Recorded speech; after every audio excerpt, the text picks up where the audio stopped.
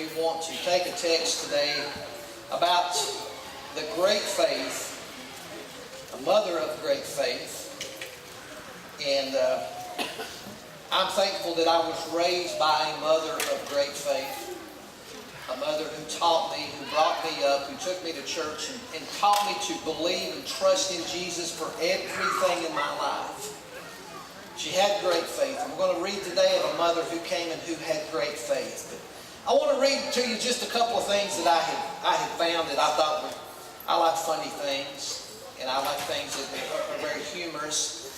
And it being Mother's Day, this is kind of in line with, I guess, a lot of students that I would have. And there's a story about a junior high science teacher, and this teacher had lectured on the properties of a magnet to his class. And we know that in science classes they'll do experiments and do things with magnets. But he had lectured on the properties of the magnets. And the next day that he gave his students a quiz, and the first question read like this. It says, "My name begins with an M. It has 6 letters, and I pick things up. Who am I?" It said half the kids in the class wrote mother. Not magnet. I thought that would be kind of the kids I'd have. Oh, I know who that is. That's mother. That's not a magnet. She picks things up. Begins with an M, 6 letters. There was another story of a father who was trying to explain the concept of marriage to his 4-year-old daughter. He got out their wedding album and he was thinking maybe if I showed her some pictures here, some visual images, this would help and it would explain the entire wedding service to her. And when it was finished, he asked her if she had any questions, and she pointed to a picture of the wedding party, and she said, "Daddy, is that when Mommy came to work for us?" I thought, that's pretty good. That one's pretty good right there. And I thought that, this is really quite like what our kids think, And our mothers are more than picker-uppers and folks who work for us. Even though, my mother, plenty of times over my lifetime, she picked up after me, and she sacrificed many times over her life for me and my brother and my sister. Many things that she did, that she worked hard to provide for her children, just as mothers here do. And I'm thankful and I'm grateful today that I was raised by a mother like that. But we're going to be looking today in Matthew chapter 15. We're going to read just a few short verses about a mother of great faith. A mother of great faith.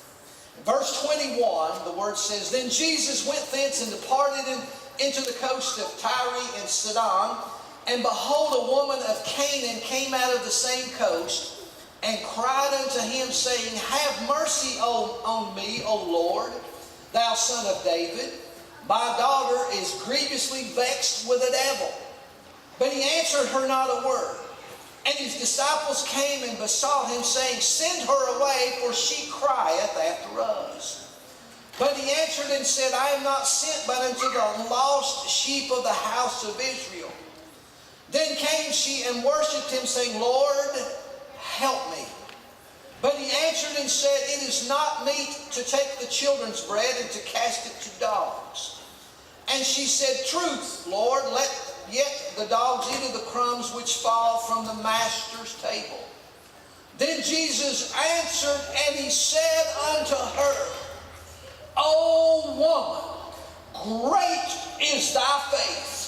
Be it unto thee even as thou wilt. And her daughter was made whole from that very hour. Now this was a woman who went straight to the right person.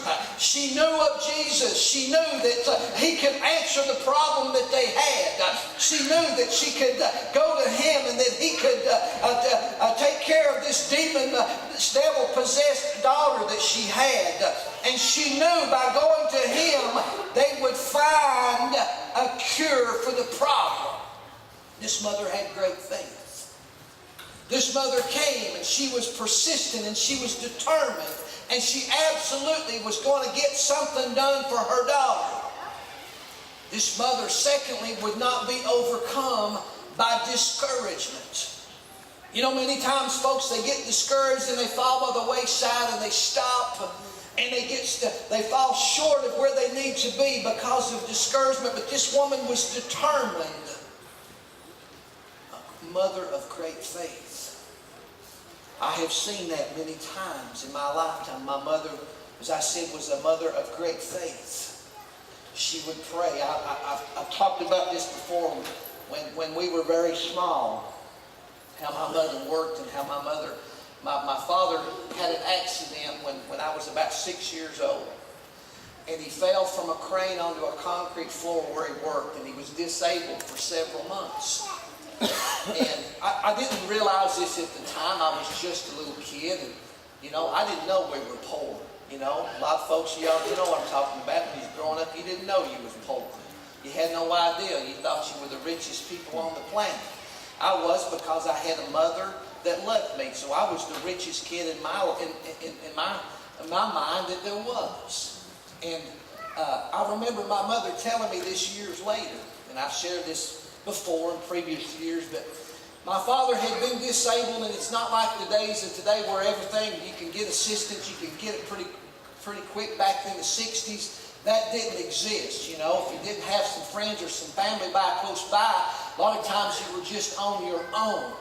But my mother was a mother of great faith, and my mother was determined. And I remember, getting up and my mother fixing it. We didn't eat out and all that kind of stuff today. You know how it is. We eat out through the drive-through window and all that kind of stuff. When I was a kid, my mother fixed it, put it on the table, and you know what? You ate it and you loved it, okay? And I'm grateful for that. But one morning, my mother got up to fix breakfast, and we had one egg in the refrigerator. That's all we had to eat. My daddy was laid flat at his back, and no money had come in. Me and my brother were young. And my mother got up, and she fixed that egg, and she cut it in half, and she gave half of it to me, half to my brother. And she was determined that she was going to take care of her family. She was going to get us through that situation. And God provided, God moved. But that morning, I'm sure she got up and thought, what am I going to do? I'm down to the last little bit that I've got here. How am I going to make this? I've got 2 young boys. My husband's laid up on his back. He can't walk. He can't work. He can't bring any money in. What am I going to do? But she was not discouraged by it. She had faith. And just a short time, God moved for our family. God provided, and I never, ever went hungry. I may not have had a buffet for a king, but I never left the table hungry, and I never left my home saying, I wish we had something to eat.